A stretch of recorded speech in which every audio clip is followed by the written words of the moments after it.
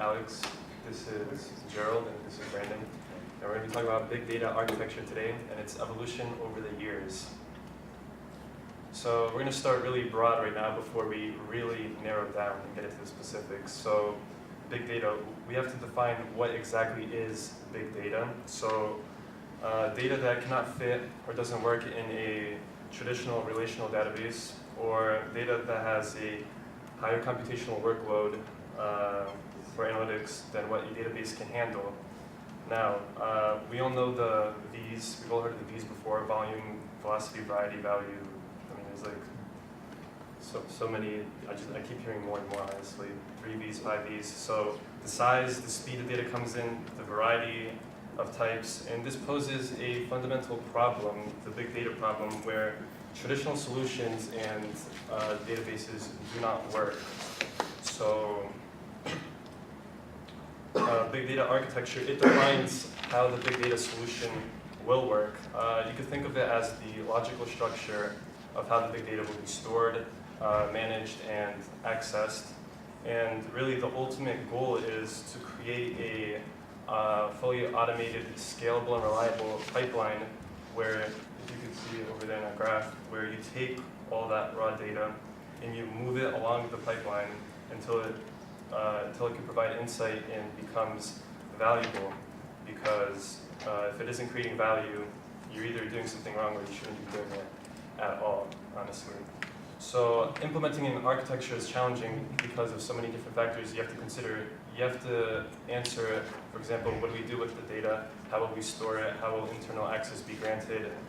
Security governance issues, what tools will you use to process the data? These are all decisions that have to be made in order to develop that pipeline we talked about, where you can move data from raw data to valuable insights. So now, these are the different layers of the big data architecture. I'll be talking about them briefly. Starting from the bottom, we have file systems, which are just the way the files are organized and stored on the disk. An example would be the Hadoop distributed file system. We have data stores, which are repositories, such as databases or directories for storing collections of data. And here they're classified into, by transaction, traditional, ACID, atomic, consistent, isolated, durable transactions. And also we have non-relational databases, NoSQL, which use basic availability, soft state, and eventually consistent. Then we have resource managers. They're also known as cluster managers, and they handle resource allocation and the scheduling of job submissions and requests. An example would be Hadoop Yarn, which is a monolithic scheduler, as opposed to Apache Mesos, a hierarchical scheduler. And then we have computational frameworks.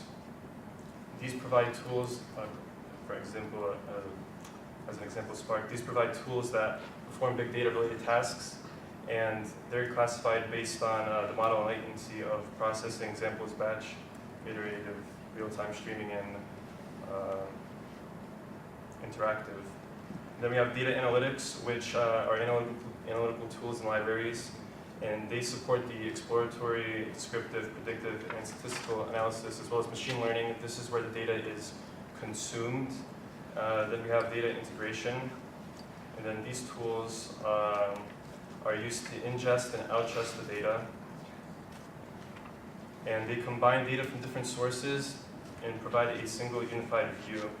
And they do this across the big data systems. That also includes metadata management, as well as tools for managing the pipeline. And then finally, operational frameworks, which are benchmarking, monitoring, and performance optimization. So the big question is, what kind of architectures, how will these layers allow us to actualize the potential insights that big data can offer us? Now, before you do this, you need a comprehensive understanding of what your organization or company's big data goals are and its needs. It's important to remember that there is no one-size-fits-all solution. So now Gerald is going to explain more about these solutions of the past and why they did not work. Hey, how are you? So looking at the origin of architectures, data architectures, to find where they connect with big data, we have to go back in time a little bit. We're really visiting an old subject. but information architecture came out of computing. That's because it was fundamental as information was being computed from one part of the computer to another and then being written to storage. Your basic CPU works this way, as you can see up here, the CPU, to remind you of that fact. But now we have businesses which are like gigantic CPUs. They're taking in information, and in this case creating information, and then it's being written and it's needed in different places. These huge money-making organisms. We have data over in a warehouse. We have warehouse data even, and that data is needed in the accounting department, which then the head finance guys need to be able to see at some level, but they're not able to go to every single person's computer, obviously, and see what are you guys doing. So we create things like C-level dashboards.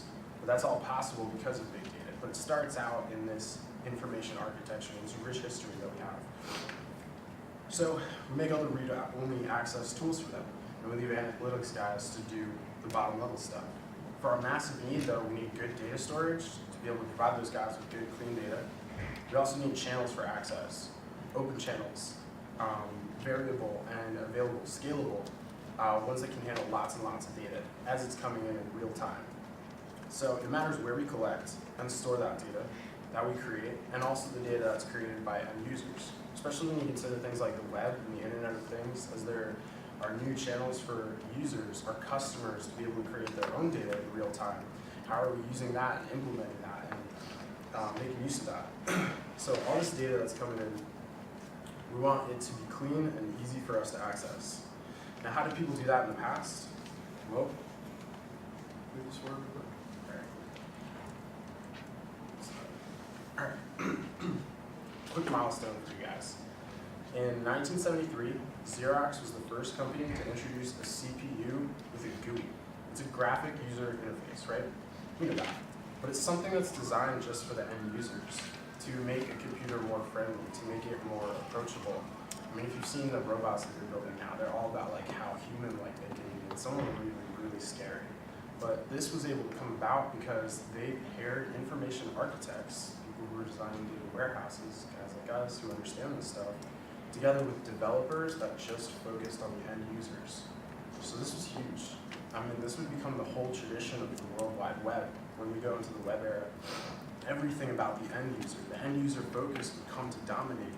And it's highly important to our discussion for data architecture because, as you can see, every single one of our architectures has what? That end user focus, where it makes the data accessible. We now have this clean, nice, neat data that you can use to do whatever kind of analytics or to provide whatever dashboards or other interfaces for C-level managers, the people that you're working for.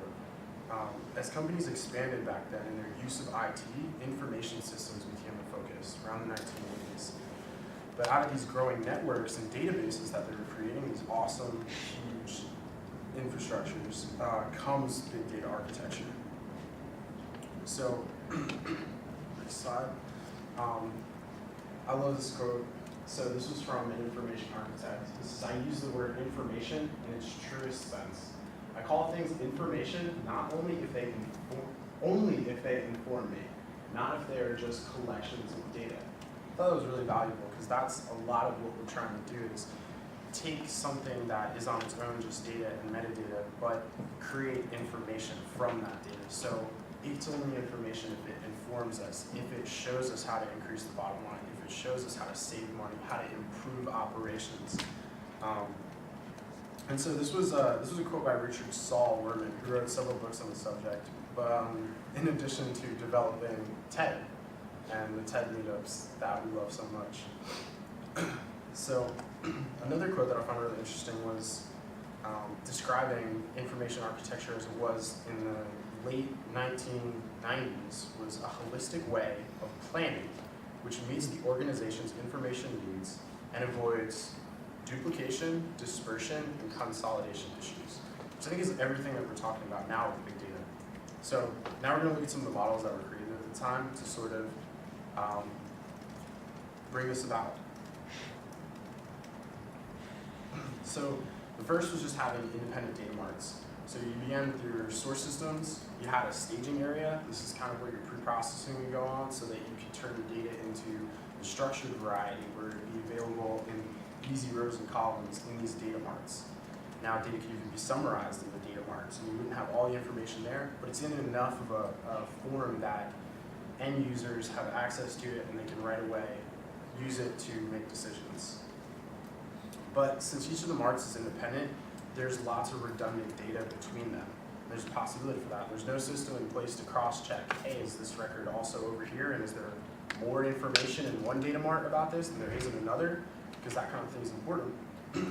Since data marts are built independently by separate teams, there's also a great deal of rework and analysis required. The independent data marts directly read operational system files and our tables, which limits the decision support system's ability to scale to size of big data. You'll see this is a problem for a lot of these, and so that's why we needed architecture that had a scalability feature because of the volume of big data. Now, the high level of authorities and managers always want a combined report of all department information irrespective of the individual departments. So across lines, basically, reports. And since the independent data marts aren't integrated, it's very time-consuming and difficult to come up with reports like that. So an improved version of the independent data marts was created. And that was the data mart bus. Your presentation's on fire, brother. Keep going. Thank you, Matt. Okay, so it was the data mart bus. Now the data marts became linked. So as you can see, same basic outline. Begins with source systems, things that are in an organization that are creating data. For Walmart, that would be like a POS system, where customers are being run on. So that data is stored somewhere. Then it goes to the staging area. Now it's being pre-processed, and now the data marts are being linked by conformed dimensions. So one mart will be linked with another, where the first contains common elements used by the different data marts, like a conformed dimension or another measurement. And now we use the other. So the way that it's kind of like a relational database where just think of like keys. There's similarities between them in which they can connect. So this interconnectivity was meant to improve upon the fact that they were independent and all the trouble that it caused with the initial architectures. Fascinating what's going on out there. I don't know, do you think you did it? Okay, so now, but that had its own issues. So in order to improve upon that, it came up with the centralized model because still these are independent, even though they were linked. What the centralized model innovated with was a normalized relational warehouse. One warehouse instead of multiple separated out individual data marts. So because it's centralized, though, the department may lose control of that data. As other users are coming in and updating it and having access to the same thing, you can kind of get out of hand with who's updating when and what's going on inside that data and making sure that it stays pure. It's also difficult for it to support high volumes of data, which is a classic feature of these models. And as we get more and more data, we needed to cycle up our ability to appreciate that. And so that's where things like Hadoop's file system come in and are such a glorious revolution because of what they can do for us. So we need file systems that can handle those massive amounts of data. Also with the low latency ETL, the centralized model tend to give the illusion of being done in real time, but it's really not.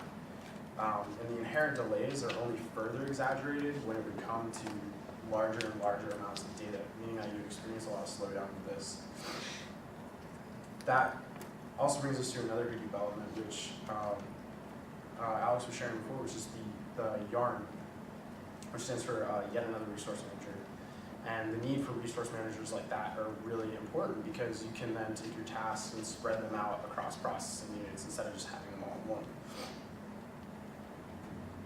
So finally, there was a federated model, which was really popular with Oracle. As you guys can see, it starts out with existing data warehouses, a little bit different than the others, even existing data marts and legacy systems. So this would be popular for companies that already had really well-defined in-house data structures, data storage. They're integrated either logically or physically then in terms of common data elements. So these are, again, like the shared keys that we saw in the centralized model, and also connected by global metadata, distributed queries, or other methods, like running a join. It was popularly used by Oracle and used to develop some of their products. It makes sense because of its reliance on existing data warehouses, and because it could incorporate that legacy data, is very attractive, but then also could be very difficult to implement, because as we know, back then we didn't have the same standards like voice cognitive form in order to keep a very clean level of data storage, and also space was really tight, so people would make the kind of cuts where they could in order to maximize the use of the space they had. And finally, we have what was the most popular up until the time that we had our big data sweeping revolution, and now it is the buzzword that it is, and it's taken over. Every Forbes article seems to be about it. We have the hub and spoke model, which was the most effective of the data architectures of the past and the most popularized. It suffered also from scalability issues, which we now have solved by big data architecture. In hub, which we're going to look at, in hub and spoke, specialized data marts are created for the purpose of data mining. So you would have the relational warehouse, which was a feature of the federated model, but you would also have independent data marts, dependent data marts, ones that relied on one another, and outside of that, but for specialized use. So things like just like analytics, you would just have the analytics data mart, but it would be for specific departments. So that could be like in the finance department, perhaps it's just transactions. It also struggles with handling high volumes of data. And now that you guys have seen those and you have gotten your feet wet in the history of information architecture and how it became big data architecture, Brandon's going to take us through the more fundamental components of big data architecture, show us some of that. We're going to see some really cool stuff with that. So before we get to big data architecture, I wanted to show you a way, because it's hard with the flowchart to really understand any of the architectures. So this right here is a hub and spoke. As you see, the first, as Gerald said, is the data sources, where the data comes in. This is where your raw data is. Next would be the staging area, and where all the data is processed. This way you don't have redundancies. This is where it gets temporarily held. A good reason for staging area is also because various business cycles, it usually doesn't happen as often, like multiple business cycles, so that you get all of some kind of data at different times and you can't process it all at once. So you need a staging area to obtain all that data at certain times without getting redundancies. And that's how you get to a data warehouse. A data warehouse is just a summary of all the data. It has metadata, summary data, and the raw data. This is where everything's held. The reason hub and spoke is as popular as it is because it has data marts. This is where you have subgroups of the warehouse, such as in this example, purchasing, sales, and inventory. This makes it easy for those users that are analytics savvy, but they're not really coding savvy maybe. You're not really messing around in the warehouse. Maybe you lose data, like delete data, or you can't find data. Putting it in data marts makes it a lot easier to do analysis. And that leads you to the final step of actual users, where you get the analysis, the reporting, and the data mining. So what is the top architecture? Based on a study done, 4 measures were assessed to see what the top architecture actually was. Those were information quality, system quality, individual impacts, and organizational impacts. Here's a chart. It's based on a 7-point average scale. As you can see, the independent data marts and the federated data marts didn't do as well as the bus, the hub and spoke, and the centralized. Those of the bus, the hub and spoke, and centralized were all very similar. They were all within a 0.2 scale if you add them all up. I believe the bus had a 21.9, centralized had 21.5, and hub and spoke had 21.7. What's the reference for this? Do you have a citation for it? I don't have it in the slide, but I do have it. If you want, I'll put that attached when we send it to you. At the end, no. Yep. What's the scale there? I'm sorry. It was a 7-point scale. Across the 5 categories. Yeah, they used to put a survey online, and analysis is done based on those businesses and what kind of architecture they actually use. They actually surveyed professionals who use Yeah, and it ranged from any businesses that were, I believe, under $1 billion, even over. So it ranged from small business to corporations. Most, as you can see in the next slide, 39% of them were hub and spoke. Although bus had the highest point scale overall, hub and spoke, I mean, obviously, based on the picture shown, you can see that, I guess, because of the end users, how easy it is for them. I mean, you'd rather have one person or a small group to build your warehouse and build the data marts. So it's easier for end users to manipulate that data and make insight out of it, rather than teach everybody, all the users, how to get into data warehouse without messing it really up. So I think that's enough about our history. So that's hub and spoke. Here is Oracle. This is big data architecture. It's a lot different than our traditional data. Now that we get real-time data, this fast big data, as Alex mentioned, the 5Ds. Because of that, traditional warehouse couldn't hold all that data. So in in Oracle's database, you have data that comes from social media, so it's unstructured. You have text. You do have some structured data, and that leads to fast data, which is streams, events, and actions. There's the data management, which has reservoirs, which is Hadoop. They have a factory and their own kind of warehouse. A data lab, the data lab is a set of data stores and processing engines. As you can see, there's the data sets, discovery, and data science. And then from there, apps and business analytics is actually done. Business analytics is where most of us would obviously be as analysts, getting reports and visualizations, getting insight from that data, as well as using apps. There's the custom apps and packaged apps, so machine learning. As last semester we all did Azure, so there's an application for you. And as a result, you get data services, smart things, and people. So with that insight, you can put that back into those things you use to obtain data from to help improve. So I mean, if you're a company that's trying to increase their bottom line by cutting costs and improving their products by constantly this endless cycle of results back to data and processing, I mean, it's a lot better than obviously the past was. And that's our presentation. Do you have any questions? So if you, questions from the teams? I'm trying to think of one. We just tried to switch it up because it's obviously on big data. We wanted everyone to have big data in their presentations, so we wanted to really give that history behind big data and how it came about and why it's improved, I believe, for the transition from traditional. Did you like that the inventor of TED Talk is one of us? Yeah. I didn't know that, but that was interesting. I was like, wow, that's a really cool fact. Maybe someone will find it. But I'm sorry if that doesn't light fire. It lights mine. Is that why the fire trucks are here? Your fire was lit? Yeah.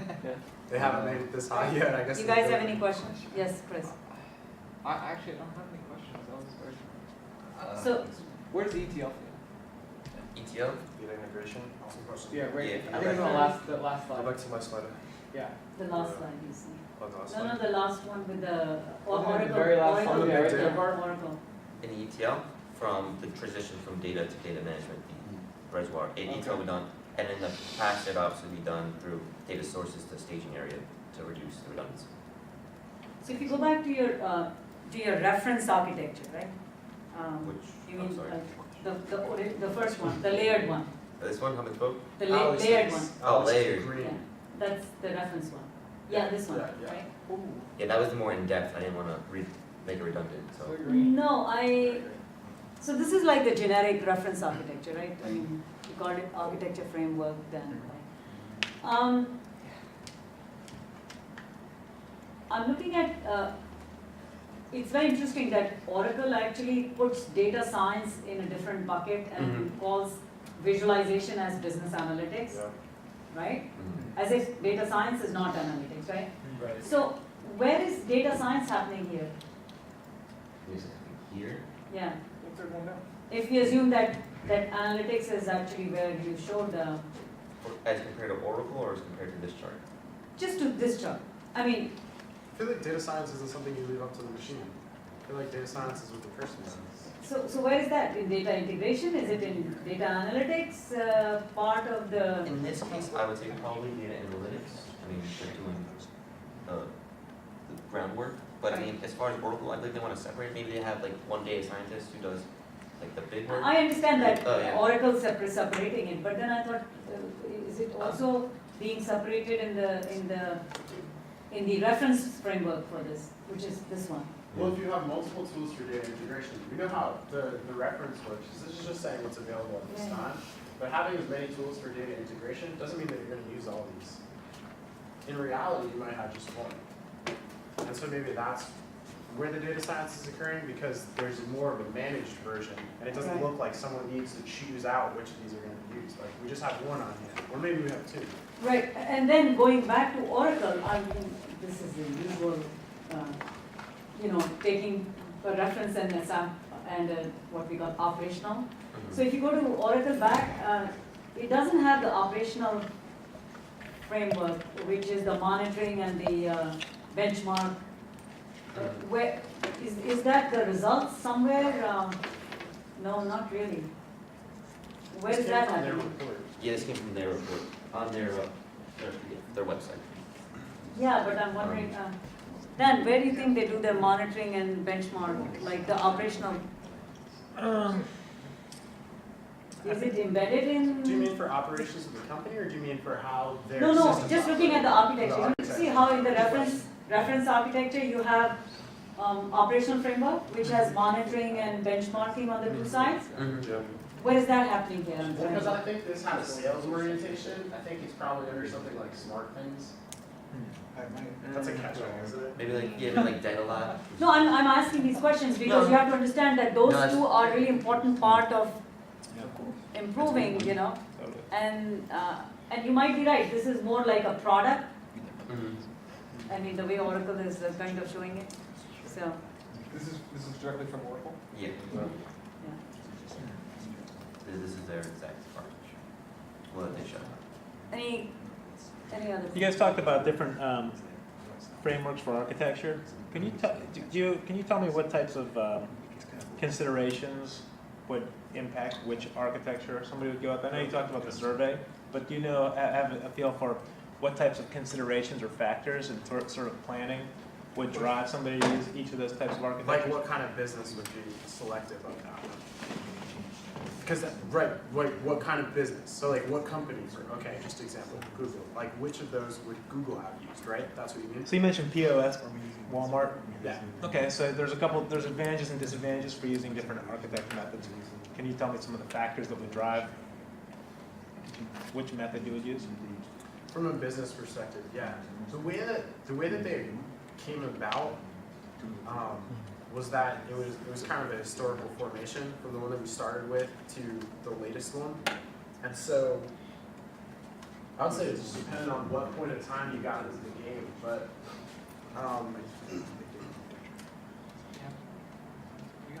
okay, go to the hub and spoke. Good.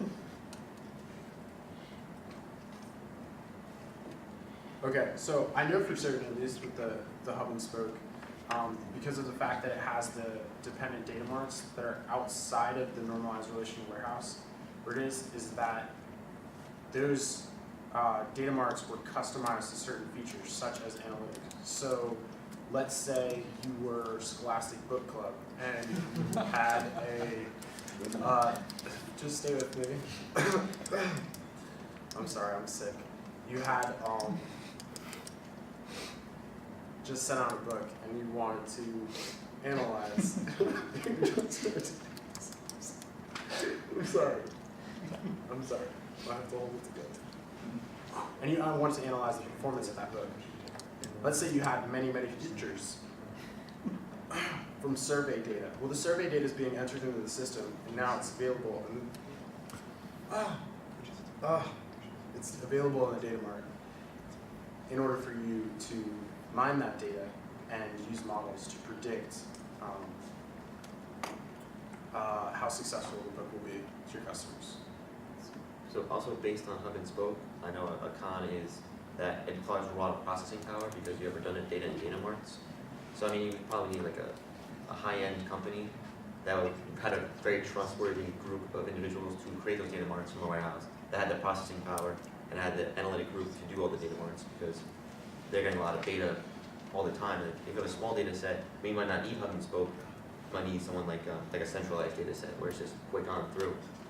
So I mean, I guess someone on a high-end scale would probably use hub and spoke because of how easy the data marts is and do the quick analysis. But obviously, big data is taken over, and then that old way is gone because Yeah, keep in mind that these are traditional models for big data architecture, the independent data marts centralized, and these basically have evolved into what we have today. Do you think that things like latency, volume, variety of data sources is a factor that would impact how you would architect the system in terms of requirements for how frequent people need data updated, things like that? Data volume?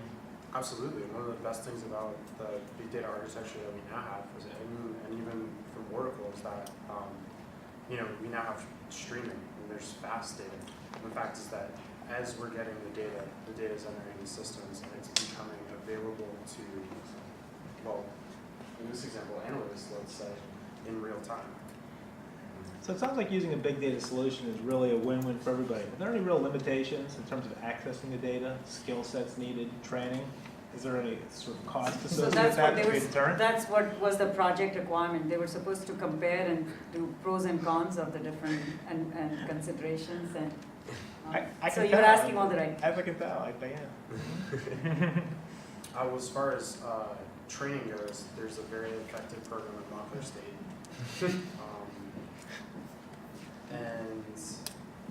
Yeah, we mainly looked at the Oracle one for big data.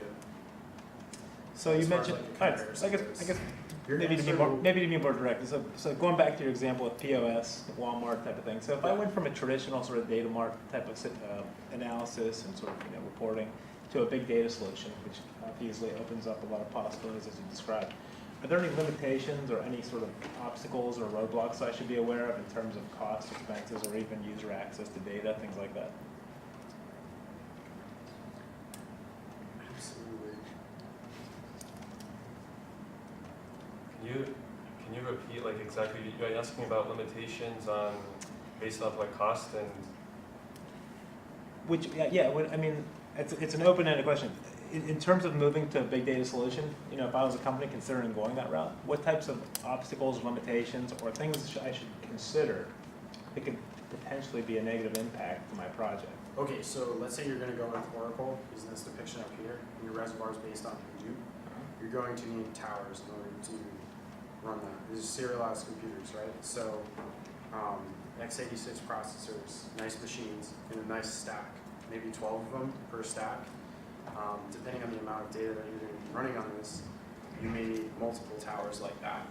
Because of the way that Yarn works, it's able to utilize multiple machines at once in order to pre-process or to run any kind of analytics or mining on the data. So yeah, those can incur some high costs, as well as the electrical power to run them, and the fact that you need to keep them in a climate-controlled room can also run up your costs as well, and the network to support it. My IT budget is ready for that. What about user adoption? Any issues there, risk? Okay. Yes. So because your IT budget is unlimited, that's very good. I didn't say unlimited. I just said we budgeted for a solution. Okay. All right. All right. So there is a limit, but it's a generous limit. So because you have a generously limited IT budget, it should be fairly simple to purchase and implement the kind of interface that would be accommodating to users. Now, do you have data scientists? Do you have people who are well versed in Linux or Unix? I think that's the core of the question. Do I need to rehire my staff? Do I need to train people? What types of skills would we need to have for users, for engineers? Do I have to hire brand new staff? Would that be a potential limitation? So how would a company ramp up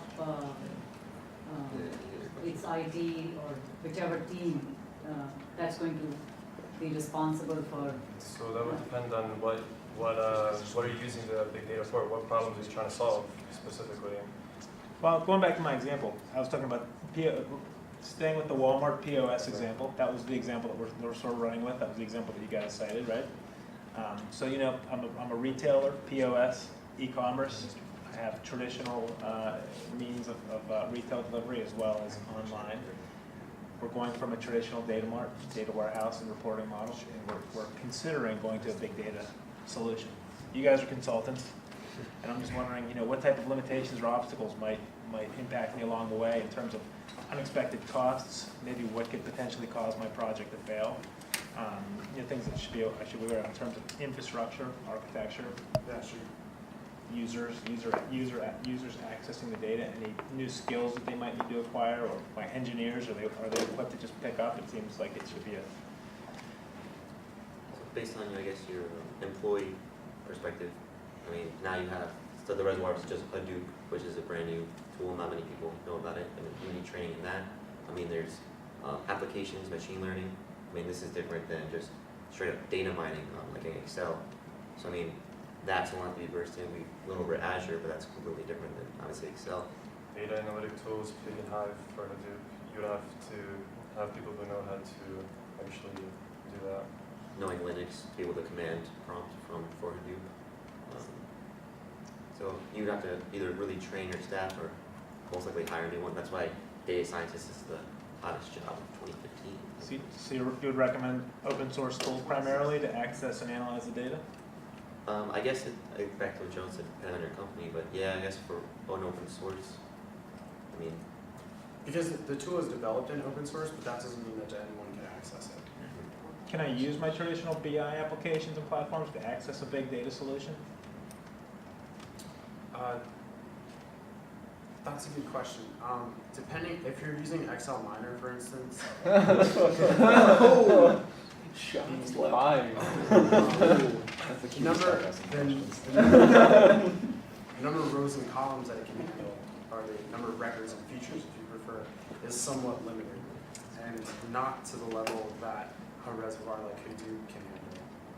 So, and that again goes back to the fact that it's utilizing those towers and multiple machines and that kind of storage which is available. And even if you were to use cloud storage, like something like Amazon, their cloud storage services. Okay, thanks, I appreciate it. All right, All right, appreciate it, guys. okay. Good job.